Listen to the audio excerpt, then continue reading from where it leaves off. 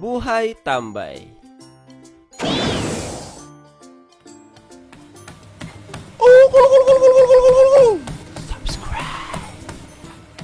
Ang buhay tambay, mga kaibigan, ay isang napakasarap na buhay. Alam nyo ba kung bakit? Kasi una, nakatambay ka lang, wala kang ginagawa, mag-aantay ka lang ng breakfast, lunch, dinner, lakas pa nga ng loob mo sabihin na, "Ma, anong ulam?" Tapos pag wala pang ulam, ikaw pagalit. Sa pang kagandahan ng pagiging isang tambay ay wala kang sinusunod na oras. Sayong-sayo ang oras mo. Kahit anong oras ka magising, okay lang. Kahit tanghali ka pa magising, okay lang. Kahit anong oras ka din matulog, okay lang. Hawak mo oras mo di ba? Wala ka ding sineset up na alarm clock para pampagising. Ang masaya pa sa buhay tambay, mga men, ay nakakasama ka sa outing, sa gimmick ng barkada, o di ba? Ang sarap ng buhay tambay. Bakit ko nasasabi to? Kasi me, myself, and I is a certified tambay. After ko graduate ng high school, ay naging isa akong tambay. Syempre, with the gang. Dahil umuwi yung parents ni Mac sa probinsya, ay naging tambayan namin yung bahay nila.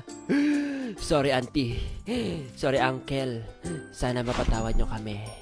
Isa sa mga masasayang laro namin nung mga tambay kami ay walang iba kundi ang baraha.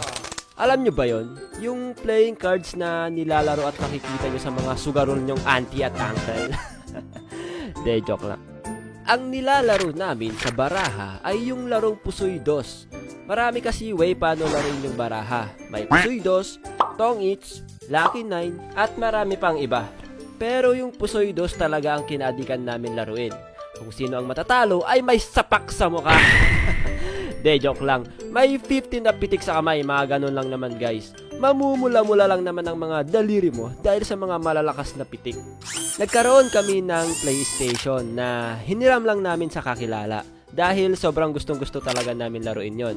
Di kasi namin afford yun kaya hiniram lang namin.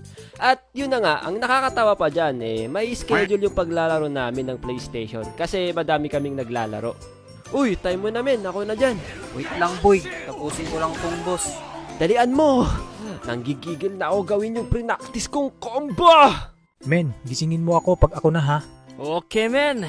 A few hours later. Men, ikaw na. Maglalaro ka ba? Di na muna men, inaantok na ako. Mahina. Alright, sa akin na oras mo, men. Isa pang ginagawa namin nung nagtatambay kami ay yung pagnood ng anime. Woo! Taas kamay mga